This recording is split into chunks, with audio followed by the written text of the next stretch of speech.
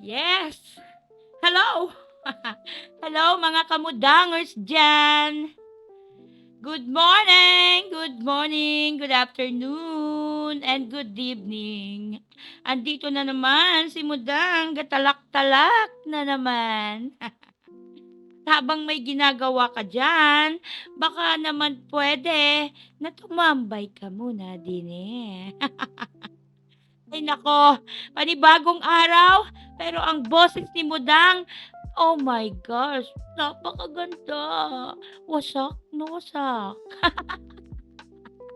Ay nako, pagtiyagaan mo na, no? At basta nagkakaintindihan tayo at naiintindihan yung mga mema ni Mudang. So, sit back and relax. Makinig mga kamudangers dyan. Good morning pa rin sa inyo. Good morning, good afternoon, o good evening. Malay-mali na naman si Mudang. Ayan na naman. Natural lang yan kay Mudang, kaya pagpasensyahan nyo na.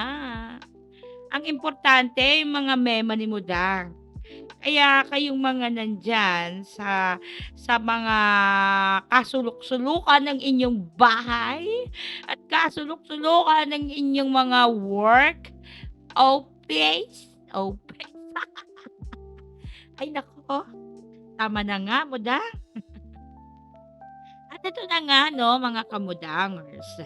At tayo'y magtatapik-tapik na naman ng mga kapuso-pusuan. Nako, ay dagdagan natin ng mga puso sa ating mga puso at isipan.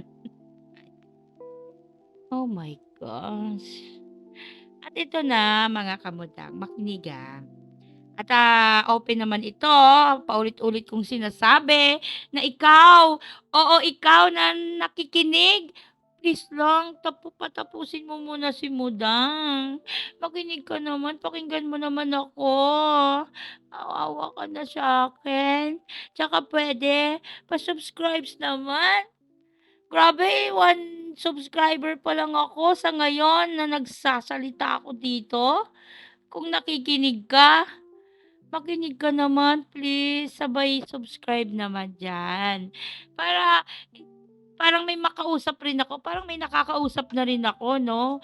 Once na dumaan kayo diyan at naka-subscribe kayo, ay naku, kahit ang boses ni Mudang ay ganito, sige lang, basta magmema lang si Mudang at least nandiyan kayo 'di ba, naniniwala sa mga mema ni Mudang na ewan ko ba sa inyo. Ito na nga 'no, mga mema ni Budang. Paano ko ba umpisahan 'to? Sabihin niyo nga. Hindi, ganito, kasi alam mo yung may tao na nagmamahal. Ningininginingining. Hindi, oo nga, may nagmamahal na isang tao.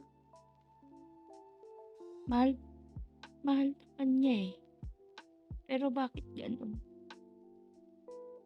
Bakit lahat ng pagmamahal niya 'di nasusuklian ng sapat? Bakit gano'n? Bakit ang sarap magmahal at mahalin pero napakahirap i-maintain, 'di ba? Sa panahon ngayon, mahal na mahal mo siya kung LDR kayo, kahit konting kibot lang ng pagkakamali mo, issue na. Ano, issue na, 'di ba? Eh, papaano pa 'pag nandiyan ka, magkasawaan na kayo, nagkasama-sama na kayong dalawa, na magkasawaan na kayong mukha niyo, lahat ng kasingit-singitan niyo ay sawa na sa kakatingin ng mga jowa mo, at sawa na rin sa'yo, gano'n. Ay lalo na 'pag LDR. Ang LDR, eh, iba namang style, 'di ba? Pero tayong mga babae, tayong mga mudang, kahit nandito lang naman tayo sa bahay, naghahanap pa rin tayo ng pagmamahal na yung hindi ka malayo sa pakiramdam nila, gano'n ba? LDR kayo, long distance relationship. Kaya nga may relationship kahit long distance. mga iba nating mga kamudang diyan. Yung tipong yung tipong may 'di ba may time na ang babae, ang mga mudangers diyan, may time na o madalas na naghahanap sila ng kalinga ng kanilang asawa, kanilang mga jowa, na minsan ang sunga din natin, eh, 'no? Ang sunga din ng mga mudang na 'pag galit-galit tayo, tapos yung mga jowaers natin, eh, pagod sa work, tapos tatanungin ka, "Ano ba bakit ka nagagalit diyan? Ha?" Gano'n siya. Tapos maiirita ka, "Ako nagagalit? Bakit ako nagagalit?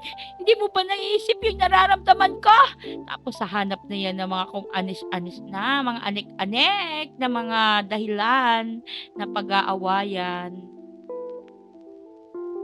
Yung kasabi ka ng isang mudang, eh, hindi hindi sapat yung mga salita. Kasi gusto rin nila ng gawa.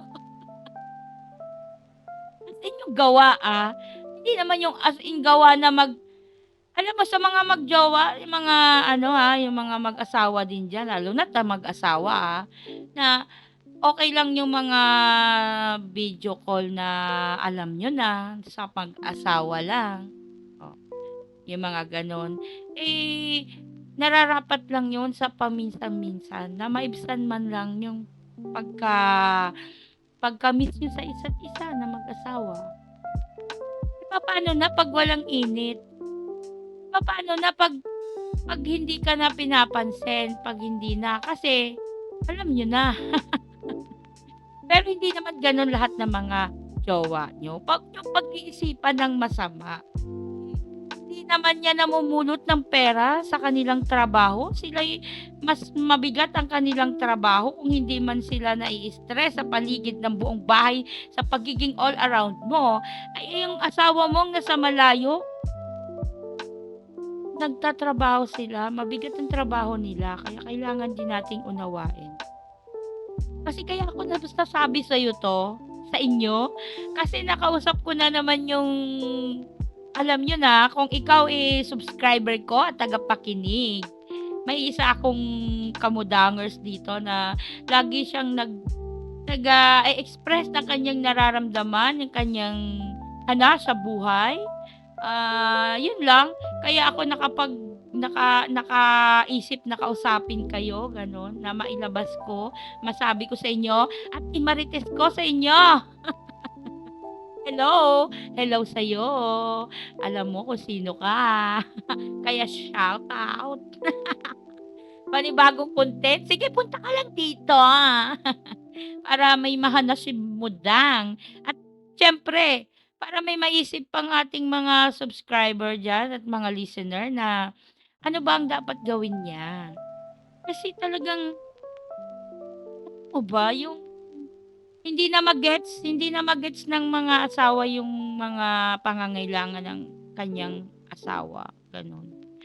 Although naisip niya na kasi more on gadget na yung at mga jowers gano'n, na bago magtrabaho cellphone, pagkadating sa trabaho siyempre yun lang naman yung libangan nila, mga cellphone gano'n. Cellphone na 'yan at sa mga ano na 'yan, marami yang nakakasalamuha, nakakausap, nanghihingi rin ng kalinga. Eh, papaano yung humihingi ng kalinga na yon, mas nakakauhaw 'pag tiningnan niya sa kanyang video call. Eh, papaano kung mas magaling sa'yo mag-video call yung naku, talaga naman. Eh, papaano ka papansinin? 'Di ba?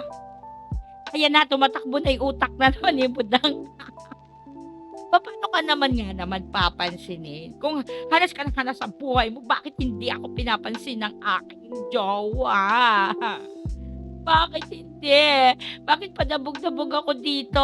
Inaaway ko siya, hindi niya na ako pinapansin. O ba sabihin niya sa'kin, "Bahala ka diyan, ang dami mong hanap sa buhay." Gano'n, gano'n. "Pagod ako." Gano'n, gano'n. Eh, papaano yung ibang mudang kasi diyan na nangungulila pero napakahusay mangulila.